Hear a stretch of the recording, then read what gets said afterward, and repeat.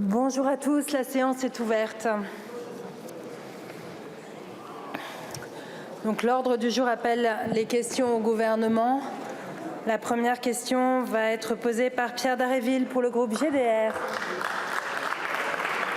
Madame la Présidente, avant de poser ma question au nom de notre groupe, je voudrais rendre hommage à Méliné et Missak Manouchian, aux 23 étrangers et nos frères pourtant, ces résistantes et résistants de la main-d'œuvre immigrée fusillés par les nazis, désignés comme bouc émissaire sur l'affiche rouge parce qu'ils défendaient la dignité humaine, parce qu'ils portaient un espoir plus grand qu'eux-mêmes, morts pour la France et vivants dans notre mémoire. L'entrée au Panthéon de Missak et Méliné Manouchian est une juste réparation mémorielle. Elle ne rachète pourtant pas les errements graves que connaît la politique de notre pays, si loin de leurs idéaux qui ont été un puissant antidote face à l'horreur.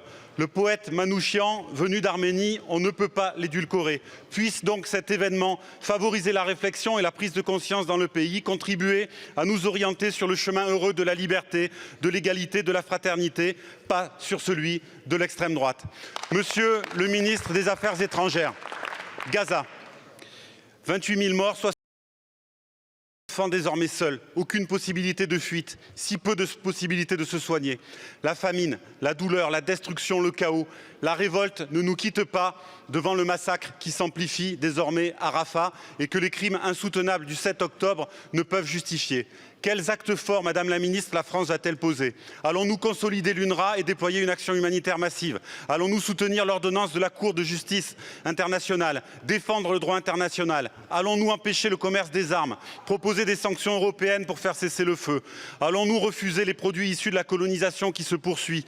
N'est-ce pas enfin le moment de reconnaître l'État de Palestine? Allons-nous saisir le Conseil de sécurité pour construire la paix avec le peuple israélien et le peuple palestinien?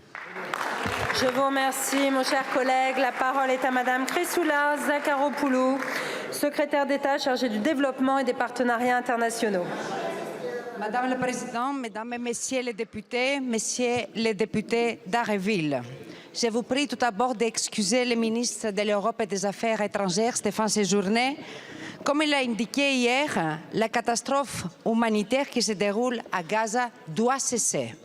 La France exprime son inquiétude face aux frappes israéliennes.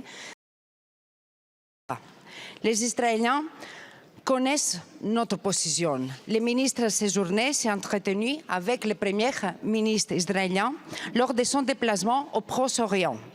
Une offensive israélienne à Rafah créerait une situation intenable. Afin d'éviter un désastre, nous réitérons notre appel à un arrêt de combat.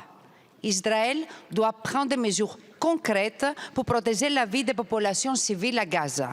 En parallèle, nous sommes mobilisés pour faciliter l'évacuation de nos ressortissants et des personnes ayant travaillé pour la France. Dimanche, 42 personnes ont ainsi pu quitter la bande de Gaza. L'avenir de cette région ne pourra s'inscrire que dans un État palestinien vivant en paix et en sécurité aux côtés d'Israël. La détermination de la France est totale. Je vais rappeler ici que des actions ont été annoncées hier par le gouvernement contre 28 colons violents. Le cessez-le-feu est indispensable pour la libération des otages à Gaza, parmi lesquels se trouvent encore 3 de nos compatriotes, et pour permettre aussi l'acheminement de l'aide aux populations civiles de Gaza. Nous ne pouvons plus attendre. Je vous remercie, Madame la Ministre. Monsieur Dharréville. Merci Madame la Présidente. Madame la Ministre, j'ai bien entendu les prises de position du gouvernement ces derniers jours, mais je crois que maintenant nous devons poser des gestes, des actes beaucoup plus forts pour essayer de faire bouger les choses. Il y a vraiment urgence. Je vous remercie, Monsieur le député. La parole est